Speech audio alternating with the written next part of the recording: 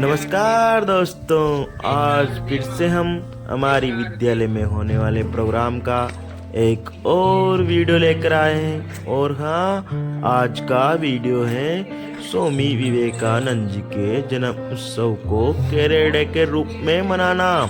और हाँ, हमने मनाया और इसी में ही बच्चों ने बहुत ही बढ़ चढ़ के भाग लिया।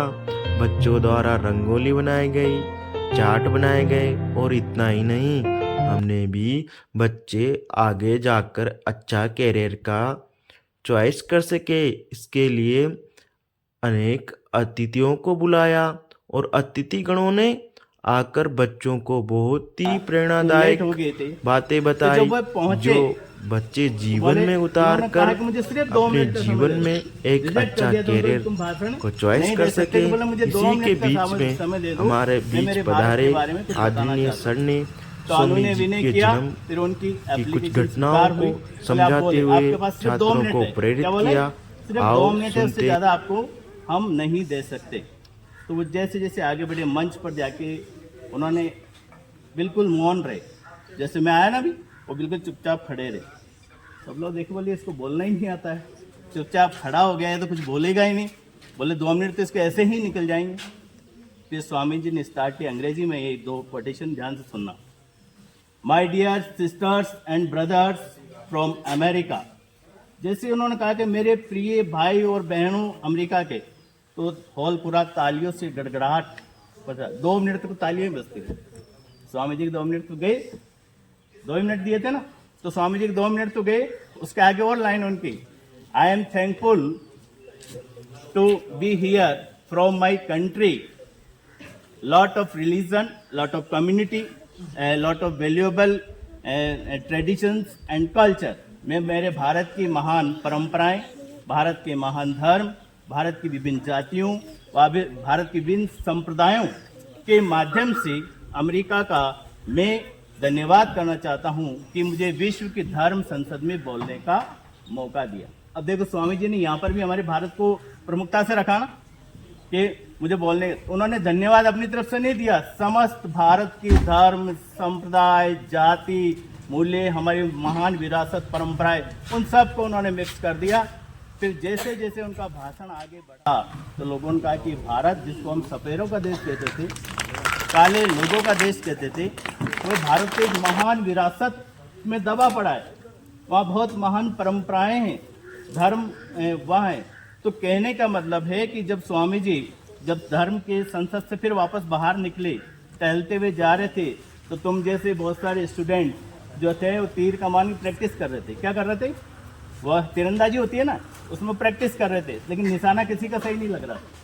क्या नहीं लगा? ये चीज़ तुम्हें नोट करनी है, जो तुम्हारे परीक्षा परिणाम को तब्दील करेगा। ठीक है ना? अभी इसका उदाहरण दूंगा मैं आप लोगों को। तीरंदाजी प्रैक्टिस है, लेकिन जहाँ गोला चाहिए वहाँ पे तीर नहीं जा रहा था। स्वामी जी का मुझे दो, मैं कोशिश करता हूँ। बच्चे हंसने लगे, क्योंकि उस अंग्रेजी के अंदर थे ना। बोले ये बाबा जी कहाँ से आ गए? बोले ये कहाँ तीर चलाई? तो स्वामी ने 1 वे के अंदर एक बार में उस तीर को चलाया और वो तीर वहीं लगा जहाँ पे उसको जाना चाहिए। फिर बच्चों ने पूछा, what's the reason behind it guruji? बोले इसका क्या कारण है कि आपने एक ही इसके अंदर दे दिया? बोले ध्यान, समर्पण। क्या था? ध्यान, समर्पण। बोले तुम्हारा ध्यान 100% उसी के साथ में होगा, पूरी ऊर्जा आप उसी क्षेत्र में लगाओगे जहां तुम्हें जाना है। दुनिया की कोई ताकत तुम्हें नहीं रोक सकती। तो अब इसको मैं कनेक्ट करता हूं ध्यान को। यहीं से तुम्हारा करियर डे का प्रारूप प्रारंभ होता है। जब तुम ध्यान किसी भी क्षेत्र के अंदर लगा दोगे, जैसे हमारे अतिथिगण पधारे हैं, कृषि क्षेत्र से भी आए हैं, वे बैंकिंग से भी आए हैं, विज्ञान के क्षेत्र में आनंद जी ने तुम्हें बता दिया, और आर्ट्स के विषय को बेचारा बड़ा गरीब विषय माना जाता है। जिसने आर्ट्स ले लिया उसके लिए कहा जाता है ये क्या करेगा, किसी क्रम का नहीं। लेकिन आर्ट्स वाला आज हमारे देश का प्रधानमंत्री है। जितने भी भारत में प्रधानमंत्री हुए हैं, मैक्सिमम वो आर्ट्स से रहे। विश्व को आप प्रतिनिधित्व किया है और विश्व में भारत का डंका बजाया, और स्वामी जी भी आर्ट्स से ही थे। तो ऐसा नहीं कि आर्ट्स हमारा एक गरीब विषय है। इसके माध्यम से हम कैसे वापस आता हूँ ध्यान के ऊपर। ठीक है, मान लो मैं तुम्हारी क्लास ले रहा हूँ, ठीक है ना, मैं क्लास तुम्हें पढ़ा रहा हूँ पॉलिटिकल साइंस से इंग्लिश, और यहाँ से एक गुरुजी आगे बीच में, बेटा शाम को है ना जामुन जिमाएंगे घर पे, ठीक है ना, तुम्हें उधर पधारना है। अब पॉलिटिकल साइंस से तो ध्यान हट गया और जामुन पे ध्यान केंद्रित है। बोले कब जाए कब कूदे वहां पर जाकर। तो स्वामी जी ने कहा कि उस जामुन पे ध्यान नहीं लगाना, जो क्लास में तुम्हारा जो टारगेट है उसके ऊपर ध्यान लगाना है। किसके ऊपर लगाना है? टारगेट को अचीव करने के लिए। इसीलिए वो तुम्हारे सामने लिखा है, उठो जागो और तब तक मत रुको जब तक तुम्हें तुम्हारा लक्ष्य हासिल नहीं हो जाता है। तो स्वामी जी की दो चीजें याद रखनी है, ठीक है ना, समर्पण और सेवा। समर्पण मतलब आपको अपने जो क्षेत्र है उसके अंदर सारा ताकत लगा देनी है और ऊर्जा इतनी लगा देनी है कि पूरा ध्यान उसी तरफ आपका जाना। इसलिए हम स्वामी विवेकानंद को याद करते हैं जब भी कैरियर निर्माण की बात आती है या भारतवर्ष के अंदर प्लानिंग की बात आती है। हमारा जो प्लानिंग कमीशन है जिसको हम नीति आयोग कहते हैं, वहाँ पर भी हम स्वामी जी के मूल्यों को शामिल करते हैं। स्वामी जी का भारत हमारा आने वाले समय युवाओं का देश है और 8% हमारे देश में युवाओं की संख्या अधिक है। युवाओं को क्या चाहिए? तुम्हें बड़े होकर क्या करना है? अरे क्या करना बड़े होकर? काम करना है ना, किसी ने किसी फील्ड के अंदर जाकर के कहीं न कहीं काम करना है। काम कब मिलेगा? जब हम पूरी लगन और ताकत के साथ उस क्षेत्र के अंदर हम जाएंगे। तो पहला काम तुम्हें क्या करना है? अपना ध्यान केंद्रित करना है। कहाँ पर? सबसे पहला प्रारंभिक हमारा विद्यालय, ध्यान और अनुशासन, ठीक है ना। ध्यान अनुशासन में विद्यालय में रोज आना है, वो आपके करियर निर्माण का है। विद्यालय में क्या आना? रोज। और अनुशासन के अंदर है कि जो भी हमारे गुरुजन जो आपको यहाँ से पढ़ाते हैं उनकी बातों को गंभीरता से सुनना है। वो आपके आने वाले जीवन का निर्माण कर रहा है। वो कोई भी गुरुजी हो, चाहे हिंदी हो, संस्कृत हो, अंग्रेजी हो, हमारे खेलकूद के अंदर हो, ठीक है, किसी भी रूप में दो, तो आपको उसको अपने अंतर्मन के अंदर पिरोना है कि गुरुजी क्या कह रहे हैं, ताकि ये हमें आगे देने की प्रेरणा देगा।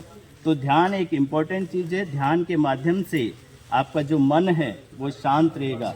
मन को केंद्रित करने के लिए हमें ध्यान करना पड़ेगा। योगा टीचर आते हैं ना अपने, कभी कभी योग करवाते हैं ना योग डे पे, तो स्वामी एक योगी पुरुष भी थे।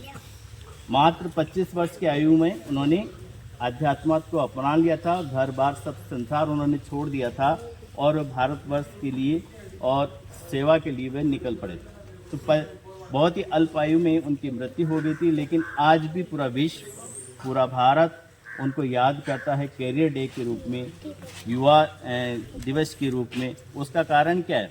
क्योंकि उन्होंने पहली बार विश्व के सम्मुख हमारे भारत की महान परंपरा को सदन पे रखा था, विश्व के सदन के ऊपर। तो आप लोग उनसे क्या सीख सकते हो कि करियर निर्माण के कैसे? या आर्ट्स के स्टूडेंट 11th 12th हाथ खड़ा करना, 11वीं बारी आर्ट्स के स्टूडेंट 11वीं बारी वाले, ठीक है ना। तो जितने भी स्टूडेंट थे आर्ट्स के, साइंस का तो बता दिया था सर ने। देखो अगर हम समग्र रूप से संक्षिप्त रूप से पर कैरियर को अगर देखें तो ये 2 भागों में विभाजित हो सकता है, लड़की बात नहीं, तकनीकी और गैर तकनीकी। किसमें? Techniques and non techniques field के अंदर। टेक्निक्स के अंदर आप इंजीनियर बन सकते हैं, टेक्निक्स में आप डॉक्टर बन सकते हैं, टेक्निक्स में आप सारे के सारे जितने भी हमारे वर्कर होते हैं विज्ञान के अंदर, वो सारे उसके फील्ड के अंदर। और नॉन टेक्निक्स में हम क्या कर सकते हैं, जिसको हम आर्ट्स विषय के रूप में कहते हैं। मैक्सिमम जो हमारा भारत का हृदय जो है गाँव में निवास करता है, और गाँव में इतनी पहले सुविधा नहीं हुआ करती थी, लेकिन अब पंचायत स्तर के हेडक्वार्टर पे अंग्रेजी भाषा के माध्यम के स्कूल खोले जा चुके हैं, जो आपके करियर निर्माण के अंदर बहुत महत्वपूर्ण भूमिका निभाएगा। क्योंकि आजकल स्किल्ड की डिमांड है। किसकी डिमांड है? स्किल्ड की। स्किल्ड के अंदर आता है इंजीनियर, स्किल्ड में आता है टीचर, स्किल्ड के अंदर आता है MBBS, स्किल्ड में आता है LLB, ठीक है। तो उस स्किल्ड में कम्युनिकेशन स्ट्रांग होना जरूरी है, भाषा के अंदर पारंगत होना जरूरी है। अब तुम कहोगे मैं अमेरिका जाऊंगा,